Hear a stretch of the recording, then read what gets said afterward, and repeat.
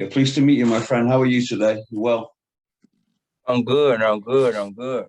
You're looking good, my friend. Life's treating you well. Is that light good enough for you? Yeah. It works for me. Could be All as right, real. bet. Yeah, What's that's up? fine. Yeah, that's fine.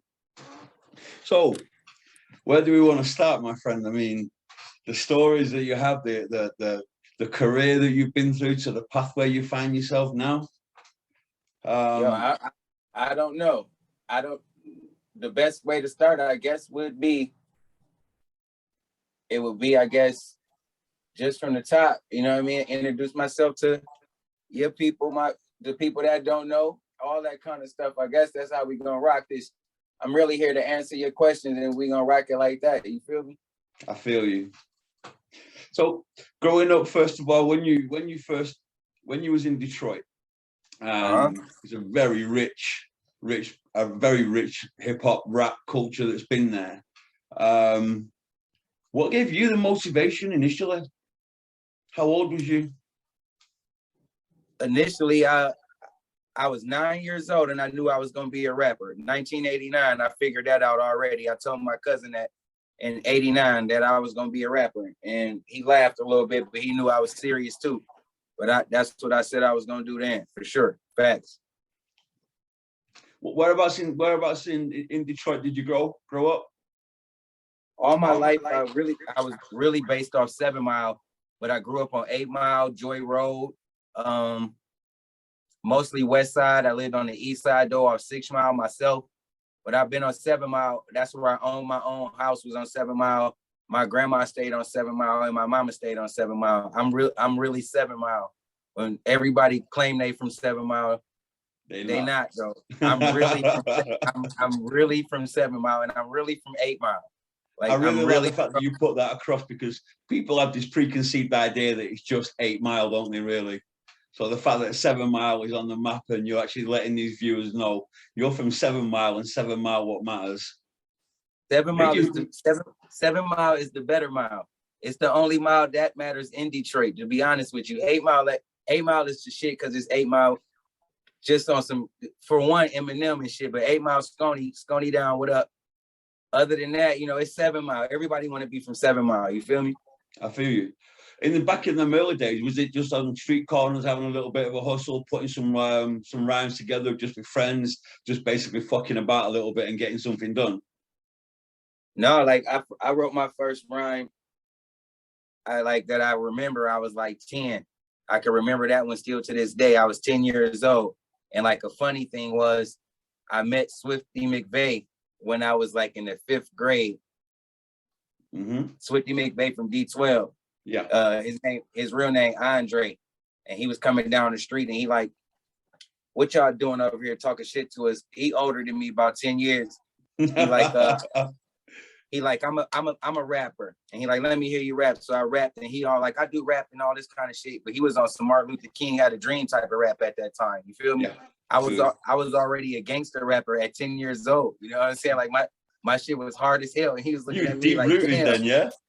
Yes, swear to God, he was rapping some like, I got a dream like Martin Luther King ass shit. I was like, yo, I'll put his mag on it. You know what I mean? Like, I bullshit you not. He's like, how you on that shit like that already? I'm like, nigga, that's what I'm on. Like making your mark immediately. I mean, is it any other way, really? Especially where you're in Detroit. So yo, this is true story shit, man. That's a true story. That's funny to me still to this day. To see him rap when he get older, you know what I mean? On some like rah-rah shit. Like, no, nigga, I knew you when you was you know what I'm saying? Like you was an X-Clan rapper, shit like that. African Bambaataa rapper shit. I was on some like I'll fly your wig shit already. Knowing I couldn't fly your wig yet. You know what I'm saying? But like I was there. Straight up. And there's been some real deep artists been coming out of Detroit during that time. Like the guys from Slum Village in particular, they really rocked it for me.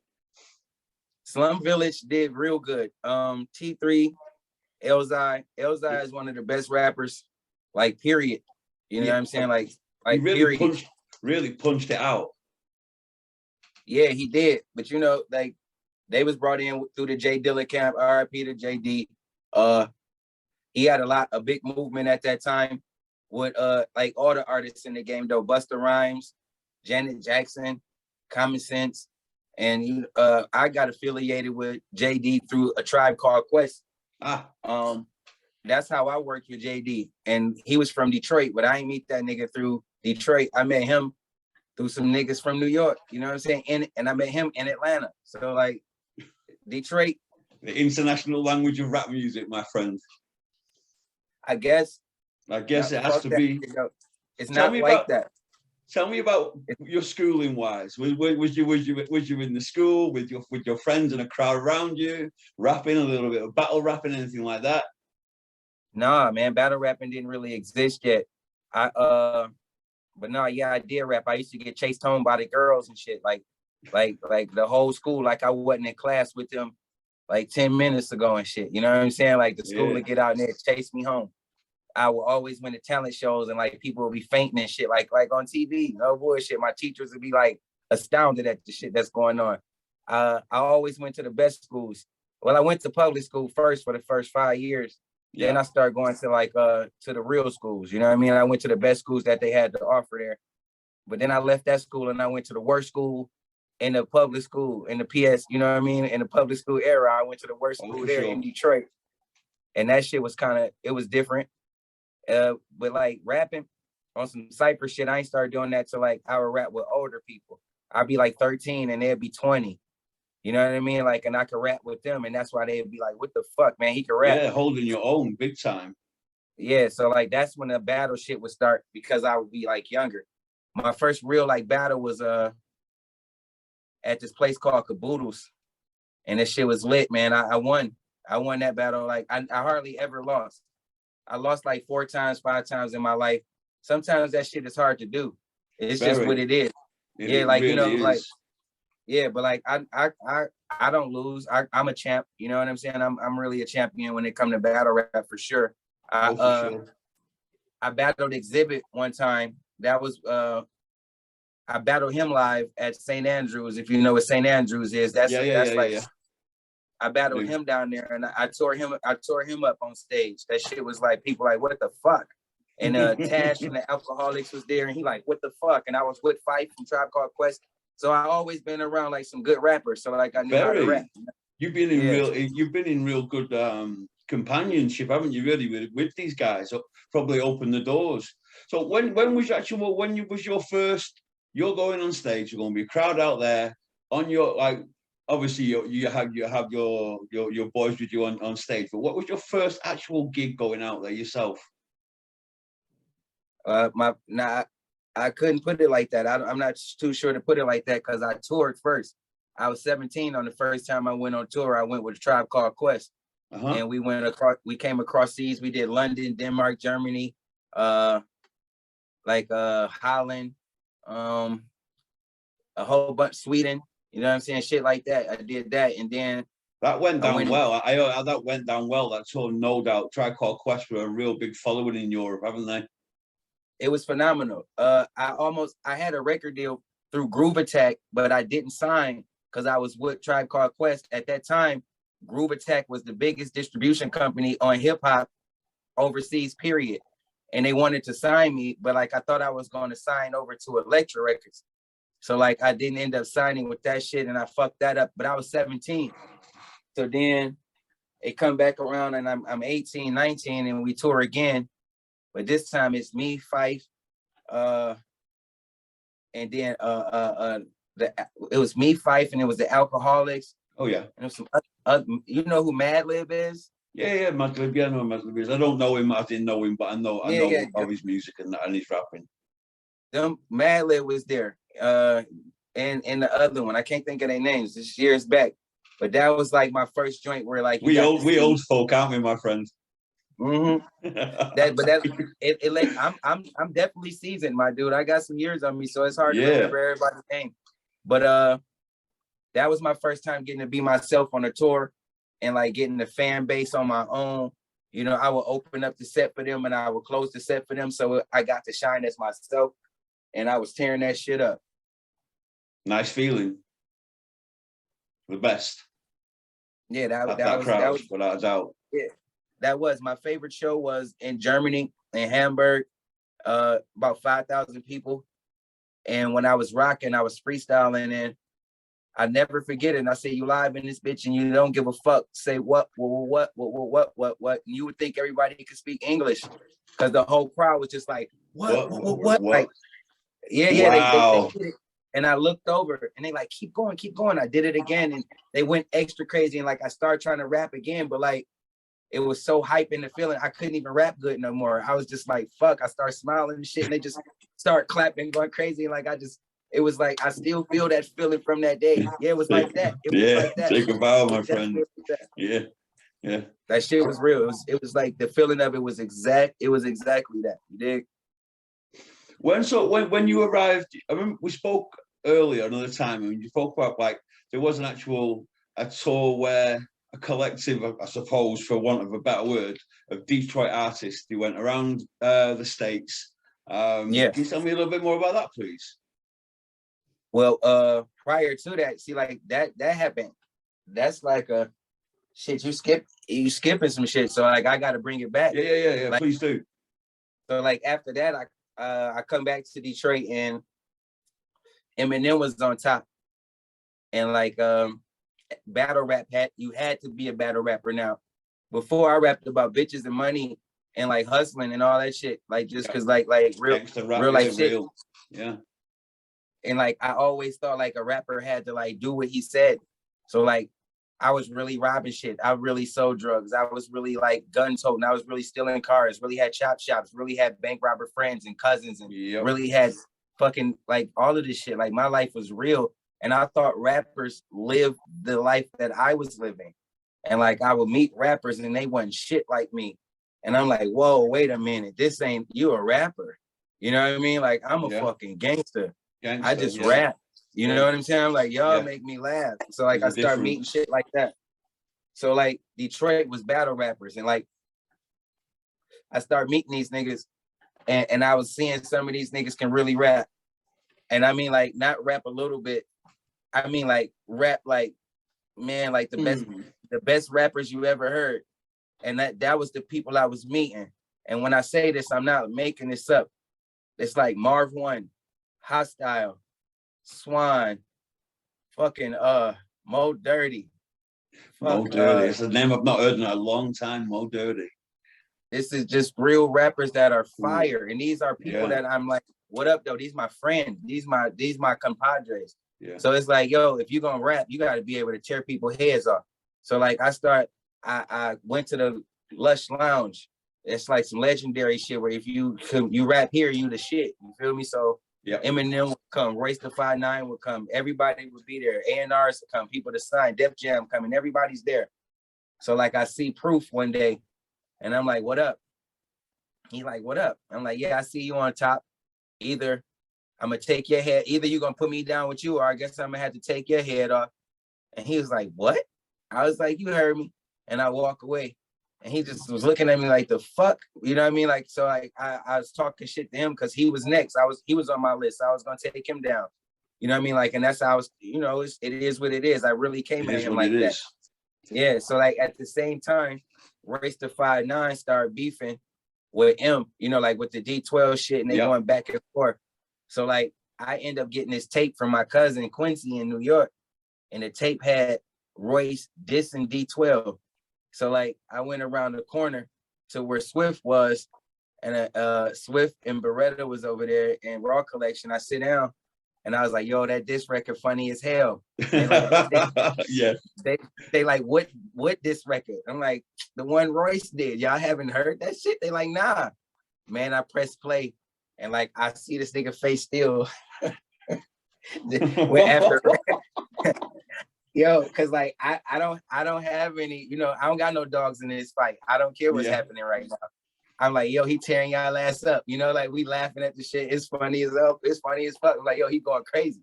So like the shit, they mad as hell. You know what I mean? Like I'm cracking the fuck up. So I ended up seeing my man Firstborn.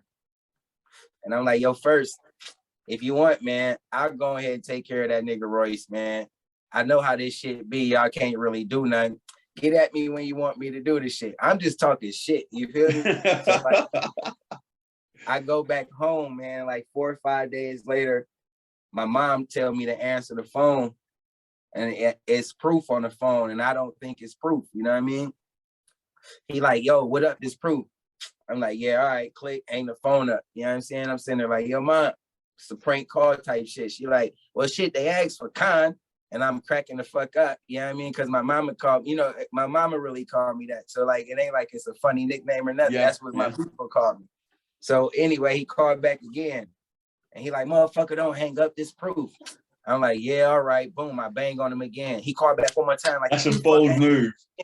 Yeah, he mad as hell. If you hang up again, he tell me come to the studio. I come to the studio and I freestyle a diss to Royce, like off the dome. And that shit, like it did like 2 million hits. Wow. And that's when I got down with Proof. You know what I'm saying? Like, he was like, God damn. And I'm like, you know, I rock with you heavy. You know, like, I'm one of them kind of niggas. I'm a straight soldier. And I really was. And when he met me, he couldn't believe what kind of nigga I really was, because he was a real nigga from the streets too. Really? For real, for real. Yeah. And he, like, you know, like, I'm credit card fraud and shit. Like, I'm talking about, like, I'm doing all kind of shit. He like, what are you doing, bro? Like, you stop. You know, I can actually say that I've, on videos, when he's been with these 12, I've even moved it just so I can hear his voice. Yeah. And I know this is your compadre, this is your friend, but just his voice Yo, that's just has something. It's just like that. His voice was like that. Yeah. But like, if you met him, you would have found out that he was like that. I got goosebumps. I've got goosebumps on my legs right now just thinking about that, man. He's like that though. He bought my drugs from me, so I couldn't sell them.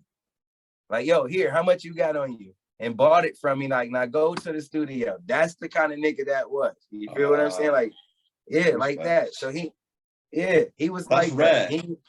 No, man, he took care of everybody. He didn't want me in the streets. He wanted me to be a rapper. So he made sure I was a rapper. Like, one time we had a studio, it didn't have no phones in it. And like, I like to keep in touch with anybody I want to at the time. So 2 days later, I had phones installed and cell phones everywhere. He like, where all these phones come from? I'm like, I got you, bro. He like, no, Killz, this is Shady Records' name is on this. The phones were coming. Why the fuck did you do that? I'm like, yo, this is what I do. Like, shit. He like, who name it? I'm like, I don't fucking know. Like, Motorola Microtax, the first one. Everybody. I'm talking about everybody in the studio, get a cell phone. Everybody gets one. Like, yo, he like, what are you doing? But that was my man's. You know what I mean? I love him to death. Not right what happened, is it? Now, from there, you know, I link up with Proof. Purple Gang is born. That's my rap group. Yeah. Now we start touring with Shady Records. You know what I'm saying? So we do the D12 World Tour. We do the Anger Management World Tour and all that kind of shit. I'm hot in the streets. I won the Spit Fest 2 years in a row. I did 106. Yeah, the Spit Fest was 2002. It was 82 rappers. I beat 82 rappers. And then in 2003, that wasn't shit. 2003, I rapped in the first round. And I did so well. They was like, yo, he going to the championship. Y'all gotta just beat Killz. And they had the tournament and shit. Then it came to me and I won it again, of course. I won in. So like after that, they didn't have no more Spit Fest. You know what I mean? Like, it's like I won that shit twice and they had to pay me. So the first one was 3,000, the next one was 5,000. Yeah. So like after that one, I was in the I still would go to work though. I was working at Coors Beers. Yep. So I was at the beer distribution place. So I'm in the liquor store and Proof walk in and he like, yo, Killz, what up? I'm like, what's up, my nigga? He like, what are you doing? I'm like, I'm checking their cooler. I'm like, what? I'm like, I'm at work, nigga. He like, yo, you won the battle the other night, right? I'm like, yeah. And he looked at me, he was like, man, I thought I told you you should be a rapper. And he like turned around, like spent some money, looked back at me again. It was like, you really should be a rapper. And I was looking like, fuck, I am a rapper, but I'm like, I got this, you know, I got shit to do. You feel me? Yeah, like I'm doing everything. Bills to pay, house to look after. Everything. So I quit that shit though right then. Like, all right, fuck it, I'm gonna be a rapper. You feel me? I feel you, big time. Nice so like shit started really happening. You know what I mean? We got our own record label. We started hitting tours. We had planned to move to the West Coast. We had a house in Phoenix. We had bought that shit off the golf course, little mansion and everything. But then my nigga got killed. So he got killed, and that shit was like a dent on the city for a minute. That shit hurt. Yeah. And, Well, do you mind me asking why for so long did they try to keep it out from the media regarding exactly what happened?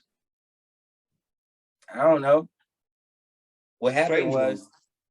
yeah, man, because niggas was doing all kind of foul shit at the end. That's Mm, just the stuff that they never told you. yeah. You know what I mean? Like things that was happening was like this. This is exactly what happened. On that night, we had hung out all day already, and it was about 11:30. We was down at the office, and he was like, "What's up? Let's go see some titties." And I was like, "Yo, my son is at home." He's like, "Yeah, Sin's at the crib." I'm like, I said, "Yeah, I'm gonna go back at home." He like, "Yeah, go be a dad." And he said, "I'm gonna take Soup to see some titties." Him and Super MC go. He take him to the bar. I don't know where Soup he took him home at, but he ended up with this nigga named Chop, Horny Mac, and this nigga named Mud. They end up at this place called Triple C's. It's on 8 Mile on the east side. We had been there the week before that and almost got into it with some niggas that was just hating. And like they just didn't know how many it was of us. Yeah. So we happened to like overhear them talking shit, and we like, "Yo, what up? Them niggas with us. If it's that, it's that." And like they end up really being like some fans and shit, really just wanting to meet niggas. You know what I mean? So like Sure. that blew over. But like the when Proof was there that time, he was arguing with somebody he went to school with. So like the nigga went to the army and all that kind of shit, and he see Proof a millionaire. So he mad that his life is what it is. And he like talking shit. So Proof, I don't know, Mud had a gun. Some way, somehow Proof had Mud gun, but Proof shot in the air. Bam. You know what I'm saying? Like, I don't even know why. We had so many fights and everybody be having guns. And we never shot nobody. Yeah. Because we would beat your ass. You know what I'm saying? Like, so like, I'm telling you, you know what I mean? Like this 100. So if you can't whip their ass, they get shot. Yeah, this is real. So I know he just was like showing niggas like I got my strap. So he ended up fighting my man, whooping on him. And the security guard shot him in the back of the head. When he got shot in the back of the head, I do not know how the other nigga got shot to this day. I still think that the security guard shot him too. You understand what I'm saying? Yeah, and he let two go there. Yeah, now the security guard was cousins with the nigga that was getting beat up. Facts. He knew full well what he was doing. Thank you. Now. So wait, this nigga Chop helped the owner of the club take Proof outside. So they moved the body. First thing, somebody stole his rollie. Somebody stole his chain.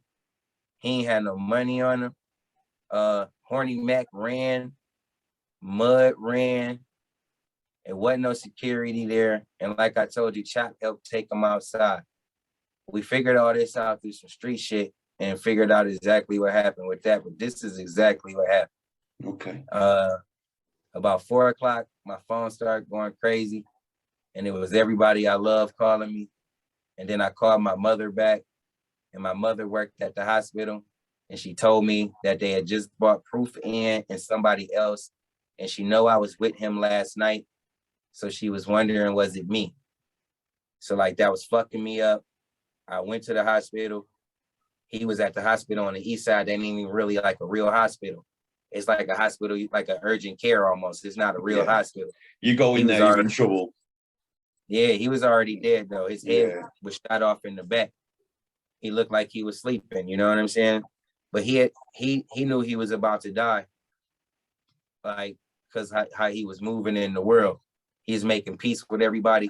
All the beefs, he was ending them shits. I swear to God, you know what I mean? Like, he was making sure we was going places, squashing shit. He was like being nice to niggas that he ain't like, all of that shit. He was making things right. Yeah, man. Then he got killed. Yeah. And like Chop got killed too, though. Chop got killed 4 days later. I'll just tell you that part. You feel me? 4 days later? In his auntie house. He was the only person that got killed. He was in the back room. They walked in the house. Retaliation-wise? Huh? Was it retaliation? Was it retaliation? Don't you think he should have got killed? Oh, well, not so much retaliation. I mean, like, was it expected? Was he looking over his shoulder? Yeah, that's exactly what should have happened to Chop. Exactly. You shouldn't have took him outside. No, he was exactly. with. I never liked Chop. Chop was a mooch type nigga. He wasn't the kind of nigga I kept around. You feel what I'm saying? I used to say that to Pete. Like, I don't like this nigga Chop, man. He ain't hold his own weight. He a nigga out the movie for real. The kind you watch the movie and be like, look at this nigga. If Proof was buying everybody something, Chop trying to get the most expensive shit. You know what I mean? Like that kind of nigga. You feel me? That kind of. No, that's not right. That's not right. So like life was fucked up then, right? So like, look though, my father is a former chief justice of the Michigan State Supreme Court. He a judge, a super judge. So then like, you know, so like I got hella lawyers, like real lawyers. So like we sitting, Proof died. We at the office and shit. His wife come in there, like, yo, busted. I'm closing this shit down. And we like, no, you ain't closing down shit. I own this shit too. You feel me? So like, she like, y'all don't own shit, talking to us like we ain't shit. And like, I know I own that shit too. Paperwork and everything. You feel me? So like, my people, my lawyers, they go to court for me and everything like that. So like, this bitch going around telling niggas that I'm suing my nigga, like I'm suing Proof. You know what I'm saying? Couldn't be further from the truth. Yo, pouring dirt all on my name. Yeah. But like, I don't care. My real homies, you know, like they know what I was the only one. They know. They knew. Nobody else can even afford it. You understand me? Like I couldn't afford it. So like I got the lawyers and like I took care of that shit. But like at the end of the day, if you could rewind everything, I wouldn't have even fought for that shit. You know what I mean? It's that inner peace though, that inner knowledge. When you know, and things are a little bit more compassionate. You know what you know, and you know that you as the part owner of your business, you know your rights, and you know what you knew was the right. So I get you. I feel you on that. I live my life that way, me. I'm straight with everybody that I meet. I'm honest. I'm loyal. But when I'm not down with somebody, I'll let them know, and then that's it. Yeah, man. That's it. I got a problem sometimes being too real, and but the shit was so fucked up. I'm getting calls from niggas like calling to try to check me, and you know, like I'm serious too. Like this is $1 million shit. So like it's $1 million gangsters calling my phone, asking me about my life, and I'm like, yo, it's not like that. Why I even gotta talk to you about that? Like, you know what I'm saying? I'm like, it was going crazy. So like right there, I felt dirt on my name in Detroit. But like I'm just a real Detroit nigga. It's like I'm just still everywhere. I'm still at the titty bars. I'm still running the clubs. I'm still got all the bitches. I'm still like running shit for real in the streets. So it's like that dirt couldn't stop nothing. So like I started my own label. Like that's what I should have did like day one. You know what I'm saying? Like day one. I look back, man, I don't know if you know who this guy is. His name Moo. But we were all together with Iron Fist Records through Shady Records. We was all together. But he left. Yeah, he left. He left early. He was one of the smartest men, man. He seen the bullshit. You understand me? Yeah. He left early. I should have paid attention to that. It's like hindsight is a motherfucker. And you know, like really the older you get, you learn the 48 laws of power better. So like I see your play all day before it happened to me now. You know what I mean? So I'll be better at it if I could go back. But for sure, I wouldn't change shit. So that's how KK Productions came. You know what I mean? I got that shit established legally in 2010. And I've been doing that one since then. So that's how I got with all the artists, and I would take them around and tour myself. I had fans, I had the connects to the venues. I know how to do it. When we went on tour with I didn't fire them. Proof fired our tour manager. Like we left for tour on Friday. He fired our tour manager on Tuesday. For what reason? Yeah. No, it was good. It was good reason. But shit, you supposed to fire him after the tour. Not before. I mean? Yeah. So we ain't had no tour manager. We on tour by ourselves. So now we doing our own driving, our own per diem, our own hotels, our own lunch, our own dinner, our own everything to be on tour. And I did that shit. I took care of, respect. I made everything happen for the whole 50 dates. And he was like, I can't believe you did that shit. You know what I mean? Like, but that come with a big bag, that come with big responsibility. I get a big bag. That's my and man. a big bag of knowledge from what you picked up All on that. So that's how A real good learning curve. Yeah. That was it. So I was able to do it with everybody I liked and took them on tour. I had a plug at Def Jam, man. Like, he my man still right now and shit, but you know how the game be. They be waiting for you to get all the way hot again so they could take the claim for that shit too. Let it be. He my real friend and shit. I fucking fuck somebody up for him. But like, he ain't even pushing my shit right now. You understand what I'm saying? And he know what I am. Yeah. You feel me? But it is what it is. You've moved, I know we're going to jump a little bit. You moved over to Las Vegas. Obviously KK Production was with you. You picked up some other artists that are, even though they're, for example, Black Lazarus from Long Beach, but himself, he's in Vegas as well. How did you two come across each other? He actually here now, right now with me. He really my bro. You know what I'm saying? Yeah, likewise. I have a yes. How you doing, my friend?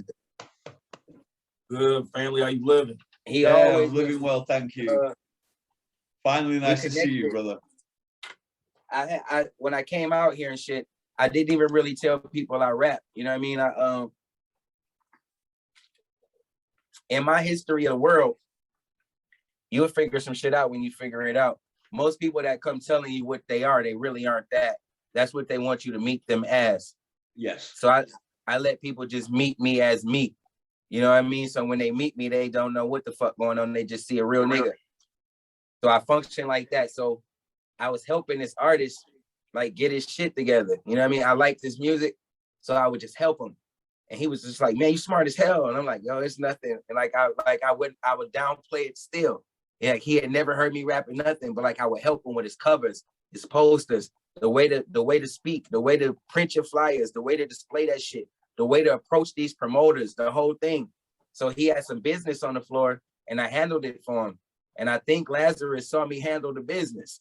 And he was like, hey, fam, I saw you handle that shit. And that nigga was flecked. You know, like you flushed my man when you handled it like that. You know, like, what the fuck? I'm like, yo, just some real a contract fuck niggas up. You know what I mean? He like, what the fuck? Yeah. So he like, I want to get down on some shit like that. I'm like, cool, come through. I could record you. I could do this. I still didn't say I could rap. You know what I mean? So he came through to do some music. I'm doing the music. And when I record you, if you recording with me, man, you're going to be the best rapper you can be. It's going to sound the best. I'm not going to let you just, even if you're terrible, I'm going to make you the best terrible rapper ever. You're going to spit that shit out the best you can.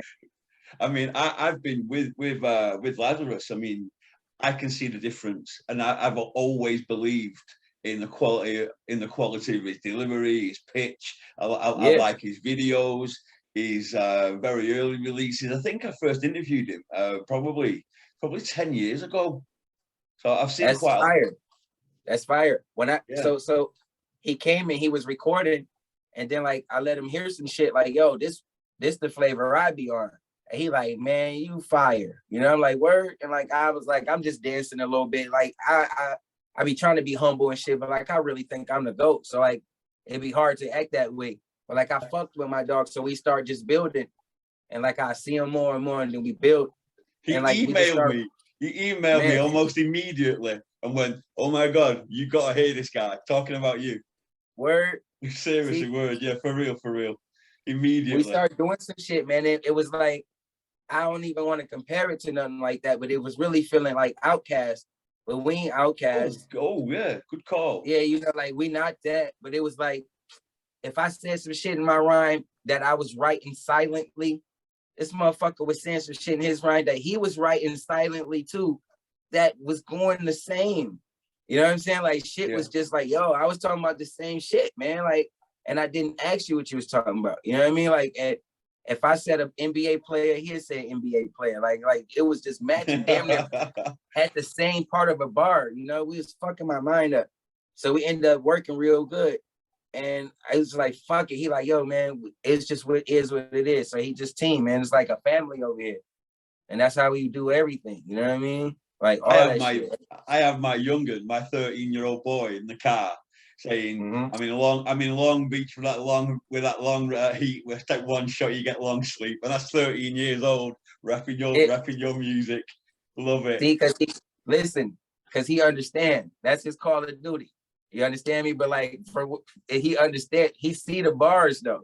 Yeah, you feel me? Like I do. If you can see the words, when I use rap, when I use that shit, like my wife, she tells me anybody can rap. No, I tell her anybody can rap, and she like, no, they can't. But it's a fact. Anybody can rap. Yes. It's a skill that you can learn, but everybody can't be a wordsmith. And so stay away from that auto tune. Yeah, definitely. I can use words. Yeah, I use words. I love words. Words are powerful. They have meaning. They have feeling. They have spirits. They have everything, and I use them well. I like to use onomatopoeias and shit. I like to use tons of metaphors, tons of different phrases, patterns. I call it ping pongs. Yeah, it's like when you're rapping, your ping pong should be like this. I hate a ping pong like that. That's trash. Your ping pong should be amazing. It should look like some shit when you see your vocals. Your vocals should look like a dance. It should look like the Matrix. If you looked at the Matrix and you didn't see any dots, would you believe it was the Matrix? You have to look and see the fucking world. That's how your words should deliver when you spit these rhymes. And that's the shit we've been on since we linked up. So that's how I got with him. It's like, I don't know, everybody I meet from Cali cool. You know what I mean? How people put the stigma on California like they fucked up. I ain't never met a nigga from Cali that I ain't like. And that's from Compton, LA, Inglewood, Long Beach, Oakland, the fucking Antioch. I be through all that shit too. I go through all them motherfuckers, through all the hoods too. And they ain't really no hoods. Like they be banging and shit. That shit ain't hood, man. Like Cali's beautiful. My personal opinion now, these youngsters, they haven't got any mileage. The story they're telling is just literally, for me, it's just a made up story.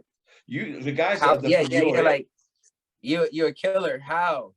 Because like I am not a killer. I'm so happy I've never had to kill somebody.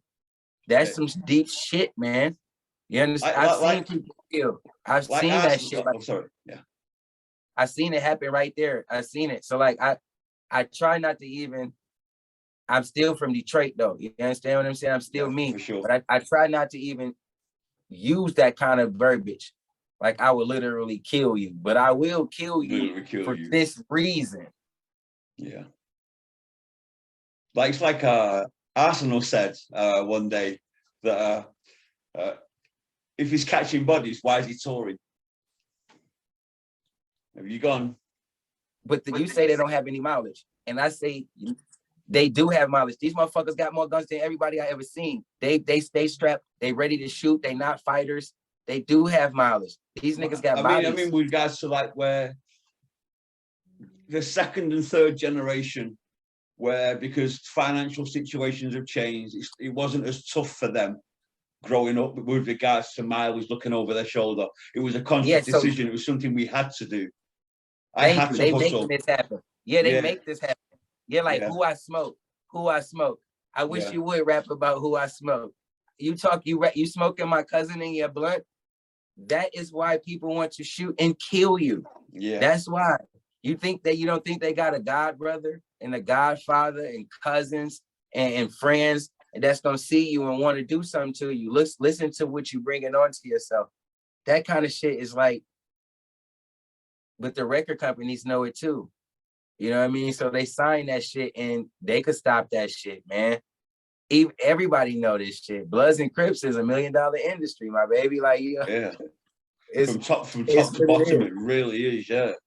Yeah. But like, if it's a LLC for this shit. You understand what I'm saying? Yeah. What do you people washed, you know what I mean? So the kids are making their own mileage, bro. They don't even have the reason to be that way, is what you're saying. And I understand that. Yeah, for sure. They don't have it. Let my mother tell it I didn't have a reason neither. You understand me? Yes, like let in her mind, I didn't. Yeah, right. We were broke as fuck in my mind. You understand me? Like, yeah, for sure. Yeah, like crazy shit. Like I was I jumped off the porch real early. I delivered weed. That was my first hustle at 11. I was a delivery. I think I was 15, started slinging rock and heroin at about 18. And I had crack at 15. Look back for a long time. Crack at 15, bro. Like, niggas wouldn't even take change. Say shit. I remember taking this one nigga change all the time. And I'm like, let me get your jewelry, man. And he was so mad at me when he used to wear all these rings and shit. He was a dope fiend though, bro. Crackhead as fuck. But he didn't get rid of his gold. You know what I mean? That was his prize. I'm like, you keep bringing me this change. Let me get one of the rings. He almost quit. Like, oh my God, that's a t-shirt right there. He almost quit.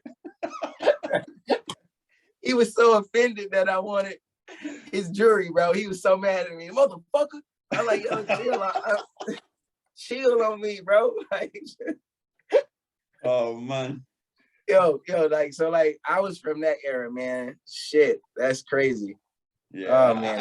I grew up in Manchester in a place called Wythenshawe. And I fucked with that. I've been there. When I came to London, I took I don't know, y'all call them dollar cabs. It was just a random person with a minivan. Yo, bro. What's he saying? That's how you know I'm not lying, bro. A random nigga with a minivan, bro. I swear to God, like, where you need to go? I'm like, what? He like, I'll take you. Like, give me $8. I'm like, nigga, what? Like the first Uber ever, nigga. Like,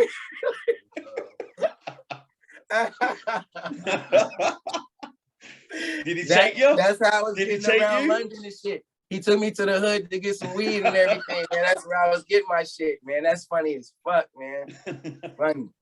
Your hood is hood. Like y'all got a different kind of hood. Y'all got polite thugs.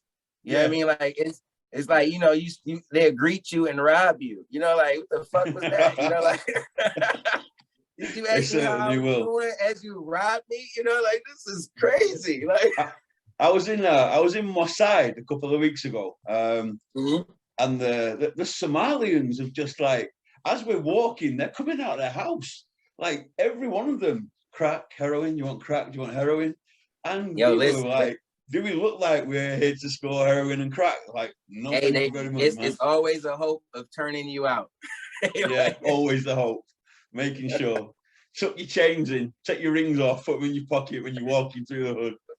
Hey, man, I just told my wife I'm about to go to Mexico, and I'm like, you know, you can't be wearing all that shit. You know what I'm saying? Like when I walk around here in Las Vegas, man, like my natural life, man, I've been flexing all my life. I love jewelry. I'm a fresh nigga.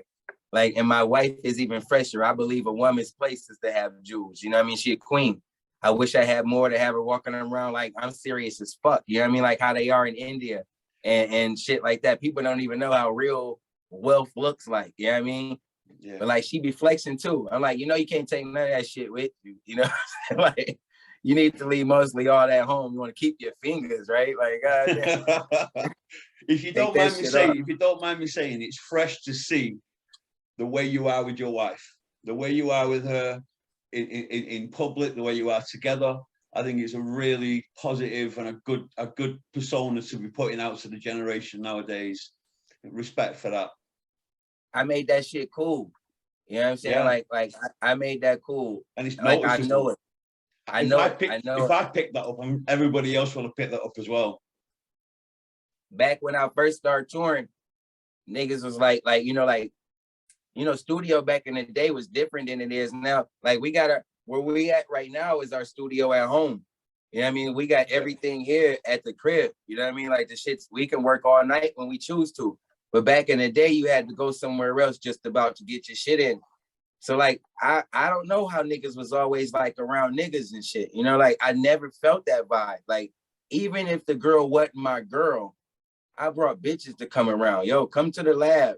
Cause that is the vibe. Like, I don't want to see y'all niggas all day. I need some girls around. Cause girls will tell you, for one, they gonna tell you the truth. They either gonna be looking at you like, yo, what the fuck are you doing? Don't be a rapper. Or they're gonna be like, yo, we might blow up. You know, like this. You understand me? So well spotted. Yeah. I kept my girl around. She always came with me. She always was there with me. You know what I mean? Like she been shooting with me in the gym for real, for real. Like everybody could act like they was like a kingpin drug dealer. I wasn't a bad drug dealer. I got bread for sure, but she had a real job. Yeah. You understand what I'm saying? Like she had a guaranteed 900 a week job. You know what I mean? So like, You but but she ain't and work. you've diversified as well, haven't you? Not it's not just the music nowadays, is it? No, I got it. We do everything. It's like we do everything. Multimedia and all, like man, we do everything, and it's not done. The shit is still going. I speak them into existence as we make them happen, and they still happen. We have our own soap line. We have our own candle line. We have our own shit. Recording studio, videos, production Weddings. companies, weddings. We have our own chapel. We have we have businesses. That's how we survive in this world. I took that hustle. My father was never my father. He's just my father. Like Yeah. I didn't I grow feel up you with on that one for sure. Yeah, I didn't grow up with this man. You know what I mean? Like Yeah, me neither. 100 So I'll get you. 100 times out my life, I've seen him. You know what I mean? Like he an actor too. You know what I mean? Like he's an actor, but it is what it is. Yeah. So like his business though, like I can't do nothing but respect what he is. If you just Google his name, he has his stock alone in Fleer is worth 6 million. You can Google that. And that's just Fleer. Right now, he's the deputy mayor of Detroit. Prior to that, he was the CEO of the hospitals. Prior to that, I told you he was the judge. Before that, he was with the head of Miller and Canfield.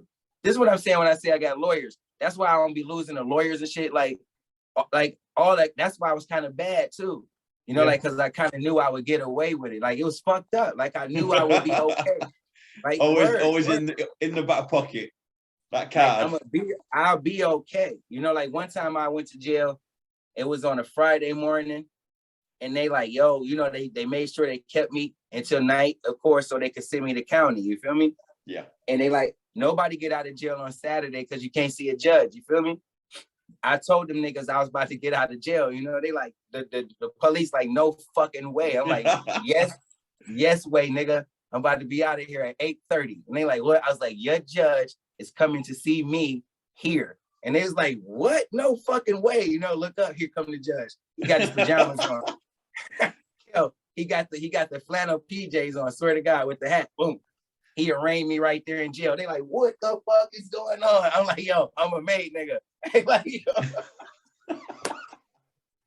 I post my bond and walk out on a Saturday. They like, what the fuck? But like, that's my daddy was worth shit like that. But anyway, I got the business shit from him. I run a lot of businesses, and that's what keeps us afloat, man. I want to get more businesses. I teach my mans how to own his own businesses and take care of his business. Sometimes I even be like, hey, fam, I don't want to overstep my boundaries and shit. But listen, this shit works. With myself and Lazarus, we both found ourselves in quite similar situations, being single parent families with our children. It's an unusual thing to see a male have custody of his. I know it was in different circumstances for Lazarus, but that's why we rock though. I see a real man taking his own stand on the world and knowing that he got a seed out here that he gotta nurture. I help him with that too, man. You know what I mean? Like I'm a great dad, and I see he is too. So it's like I got you too, my nigga. Like that's how it's supposed to be. You understand? Like you're supposed to help the world. That's the God-like part of everybody. If we did that better, we'd all be good. So he a single father when it comes to the definition, but he got a community to help him too. We always gonna make sure my nigga good. You know what I mean? Yeah. Yeah, it's how we go. That's how you win. You feel me? Yeah. So when you came together with another couple of artists and you came out with Epitome music. Mm-hmm. Can you give me a little bit about the title? I understand the meaning of epitome, but is there a deeper meaning to you for that? Was that the moment with that album? Yeah, like now the weird. Yeah, actually it is. as we was making that, it was like we wasn't making it. You feel what I'm saying? We wasn't trying to make music. We wasn't trying to make an album. We was just making songs that felt that way. Like the beats, the selection of the music, none of that shit is the same. All the production is like different production. Very different. Every song. Like I was actually searching, thinking to myself, gotta be a different person who produced this. Nope. Nope, all the same. And it is so varied, so varied. I mean, my girl listens to it all the time. She loves that album. She thinks it's fantastic. And I know like this, bro. I ain't tooting my own horn, man. Back at the crib at home in Detroit, I put together like 25 albums. Like I helped like 25 albums come out that I executive produced. Like the flavor, I always think that I had that. And like when I got with Laz, I would sit with him and I say, yo, I think I know, like if I pick a beat, 9 times out of 10, if I pick that bitch go. You know what I mean? If I say this what we on, 9 times out of 10, we hit a home run. Like most people have songs where they write the songs like the shit don't turn out. Skip, or as an album where you skip one and you might skip that 3rd song and the 5th song. That doesn't happen for me on Epitome, not at all. It's an album I listen to. That's what I learned how to do back just from I'm a connoisseur of music, period. I think I'm a great producer. So like that's what a producer does. I mix that shit, I pick that shit, I do everything, man. Man, he kept saying, when is it coming out? I'm like, I don't know. I can't stop fixing it. And he like, what are you talking about? Stop tweaking. I thought you said we were done. I'm still in there again and again and again. Shit, like, you know, like it's like that. You know what I'm saying? But like when it come out, it's like that. So like Epitome, it had when Lazarus. Is you there? Laz, stick your head out, my friend, a moment. It's like this. Did he make you wait? Did he make you wait for the release of Epitome then, my friend? Yeah, man. Yeah, he had it on hold, man. He was in this studio mode. He was cooking. I kept telling him over and over, like, listen, every day I kept pushing it back out. It's coming out on the 8th. And it was like the 12th. He's like, what are you doing? I'm like, I can't yet, not yet. Like, I'm still there. We went through 3 or 4 covers and everything before we even came up with the cover. It's like shit, man, like a real company, like a real record group. You know, you think back to the Beatles, you think back to all that shit when they come up with the titles and they come up with everything. That's how we came up with Epitome. Yeah. We smoked a lot of weed, man, and we was just thinking like, what the fuck? It took forever to get to that. And that's what we came up with because we picked those songs and those were the best of what we were doing at that time. Songs like American Gangster. Man, that song perfect timing. Perfect timing that track. Absolutely perfect timing. That's exactly how he didn't understand me.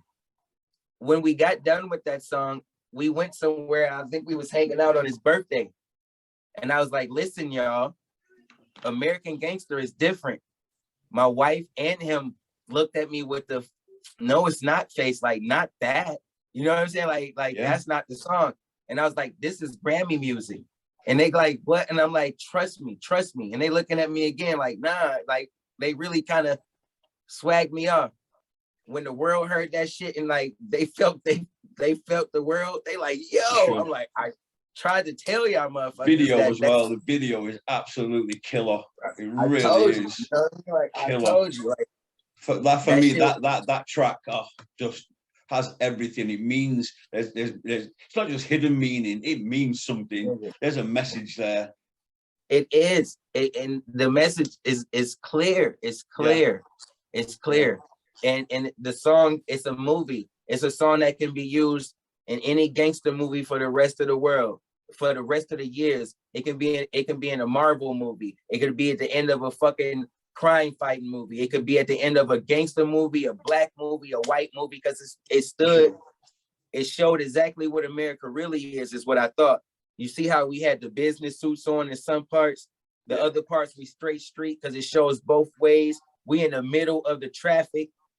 Like as you see the traffic going, that's just showing that the shit don't stop. Everything goes right around us. It don't even have to, this America. You understand? It was so even deep. with the guys, in the back, their movement, just this.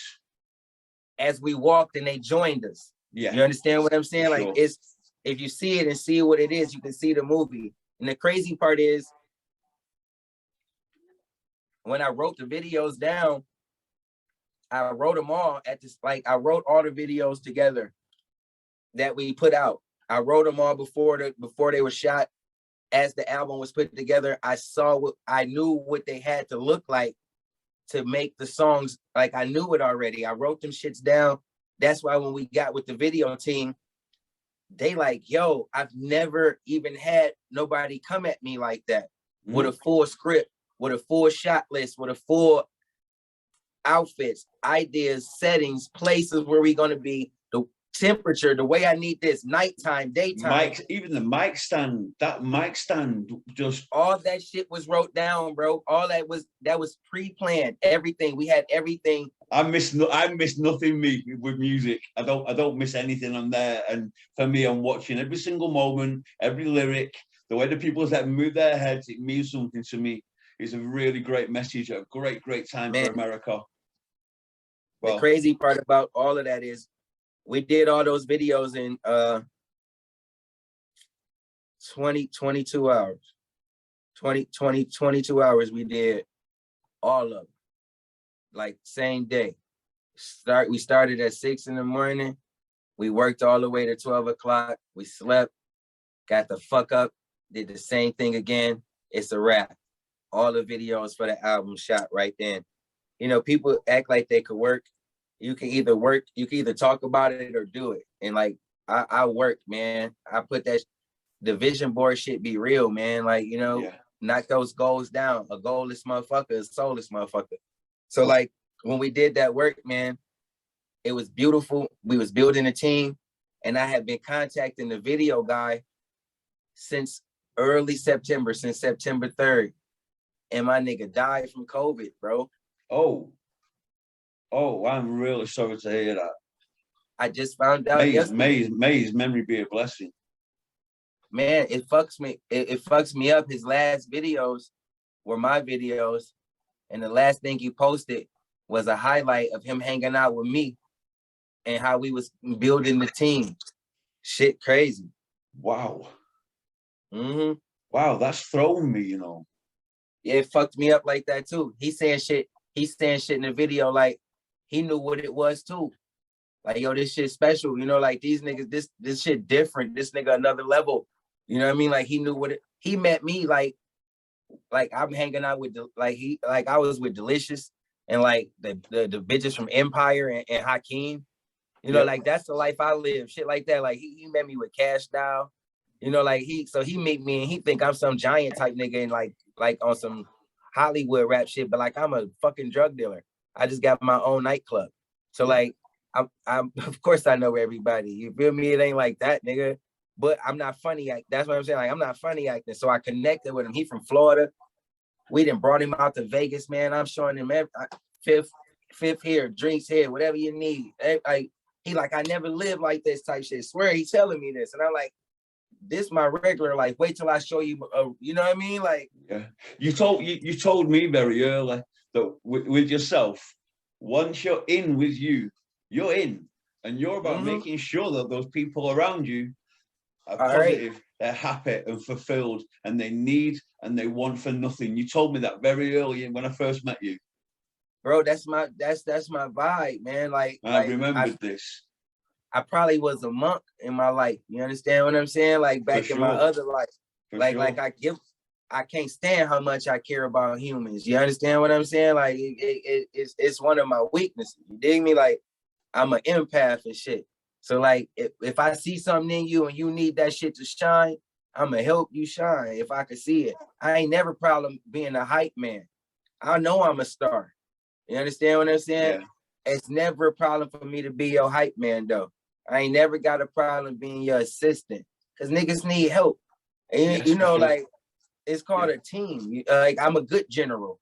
I'm gonna fight with y'all niggas. I ain't gonna tell you to go out there and how to do it. And we gonna go fuck this shit up together, man. You know what I mean? Like that. It's a positive vibe, man. Well, yeah, it's a positive vibe. Yeah. Can I set you back? Can I set you back a minute? Your mixtape, the first one. Yeah. Ready to live. There's a couple of tracks on there that, and my apologies. I mean, it's just slipped my mind. It's cool. Oh, the two mixtapes I actually got from you, and the track about the girl who when she falls and cuts herself in the club that used to look great, and then she finds out. The one that ended up with AIDS at the end. Yeah. Don't Make Me. That's Don't Make Me. Don't Make Me. I listened to that, and that is just. I've even sat my children down and said, "You need to hear this. You have to hear this." All that shit is true. All of that was true. You can tell those words. All the rhymes are true. All those rhymes are true. Yeah, for sure. First, the first verse, the girl got into it with the boy over another girl, and she stabbed the girl. She ended up going to jail forever.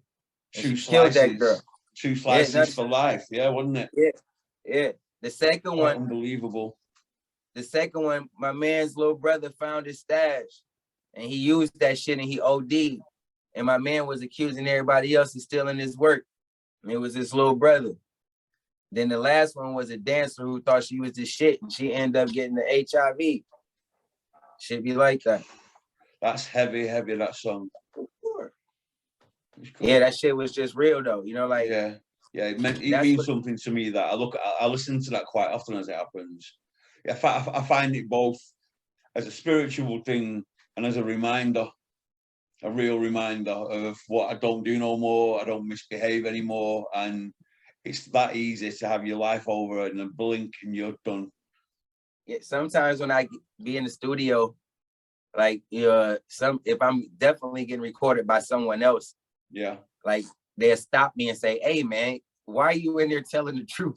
Like, you know, like, and I'm like, "Yo, it is what it is." You know what I mean? Like that's that. I try to tell people my raps, man, I live that shit. Like ain't none of that gimmick shit over here. You know what I mean? So like with the whole substance abuse, see, like even as a kid with Ready to Live, even from the title alone, I'm in a different place in my mind. Biggie Smalls was my favorite rapper ever. And it broke my heart when I first heard his first album was titled Ready to Die. I just couldn't understand it. It's crazy, you know, like, isn't it? And he dies. So he say I'm ready to die, and my nigga ended up dying, you know, within 5 years. I looked at that all my life, like, now I'm ready to live. And I started it off with Happy Birthday on there. And my friend's mother, she like, "Yo, why'd you put that on there? It's your birthday?" And I was like, "Every day I wake up is my birthday." And she looked at me and she cried a little bit, and she loved me to this day. R.I.P. to my man Truly. This is mom's. It's like Truly was with me. It's all crazy, man. Like, anyway, that's how I already thought that already. You know what I mean? Like, back at Ready to Live. So when it got to substance abuse, I got kids already at that point. And like, I was writing substance abuse as like a tale to them little niggas. Like, if something happened to me and shit, you would know who I was right here. This is me. In my mind, it's substance abuse because the mixtape's dope. That's what I actually thought to myself. It's substance abuse listening to this thing because it's dope. I think it's absolutely brilliant. I really do like it, man. I swear, that's why we had so many of them. Like, it's like that many double entendres you see from the cover. That's why that's why I was like, I was doped up on the cover, weed everywhere on the cover. I'm fucked up. But what I really was saying was, it's so much substance in these songs. It's just abuse to your brain when you keep hearing this real shit over and over and over. Everything was substance. It wasn't no filler in that shit, man. Every song was real. You know what I mean? Like, that's why it was substance abuse. Like, it was an abusive substance. Yeah. At that time in rap, nobody was even thinking that way. Not even a J. Cole. He was trying to chase Jay-Z style. Yeah. I was ahead of my time rapping about things that matter. You understand? It wasn't none of that happening. You know, like, it wasn't no real street shit. Like my cousin getting killed over his Cardis. You know what I mean? Shit like, you know, people killing over your glasses in Detroit. Like the real drug deals, like you just said about Don't Make Me. All of those real stories. It's another song like, what is it? If I rap to my sons on it, like track 11. You know what I mean? Like when I tell them like, if I'm not here, this is what you need. It's like an exact guide for them. This is how I need you to live in 16 fucking bars. This will be a perfect way for you to be a good man. You understand what I'm saying? Like all game, really do. whole substance abuse. You know what I mean?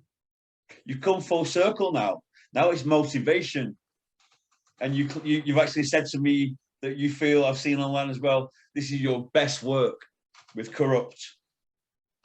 Yo, this shit right now, this shit, the Axel Foley, man, my Axel Foley, this I don't know if I'm gonna. Can you see him?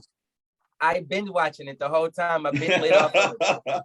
I should have dressed this Axel today. You know what I mean? Like I got that jacket and the Mumford t-shirt for me to be Axel the whole time when I shoot the videos. You feel me? I went to Mumford too. I really went to Mumford though. Yeah. See, like when people, I'm really Detroit, That's man. research. I went to that school, man, for real. Like you would have got killed going to Mumford. Mumford was full of killers. You hear me? Murderers, bro. I couldn't believe these niggas. I'm like, yo, why do you even come here, bro? Like shit, just drop out. Shit. Just drive. Man, you a full-time killer, bro. You should not be in the 12th grade, nigga. Just quit. But anyway, that Mumford was fucking nuts. But anyway, my Axel Foley shit, man. Ain't nobody ever had music like this. That's how I feel, bro. The people I let hear it is like, yo, what the fuck? Because I got some what the fuck shit, man. It's different. Like I said, man, I got songs where I rap 14, 15 different ways in one song. Like my styles, what Mike Tyson say, my styles are impeccable. You can't penetrate me. I'm the most ferocious ever. I want to eat these niggas' kids, bro. I'm out here, bro. Straight up. How's it coming? Is it coming together? Being like, you know, has it been? Man, it's done. It's been done. It's been done. I'm Kanye on this shit too, bro. It's like I'm supposed to have been done. I could have dropped it October 20th. I could have dropped it. Boy, I'll be in here. I be in here working over and over and over and over. I just made a song yesterday. I just let last year right now. And what I'm telling you, it needed to be on there. You know what I'm saying? Like, I didn't know it needed to be on there until I got done with the motherfucker yesterday. But like, have you got any merch? Have you got any merchandise? Man, we gonna have all that for this shit, man. That's why I be slow with it right now. I told you my video man died. That fucked me up. You know, like I can shoot the videos, but I can't shoot my own videos. No. Yeah, I shoot everybody else's videos though, and I edit them too. But I can't shoot me the way, so I direct my videos. You understand what I'm saying? And like I write them and everything.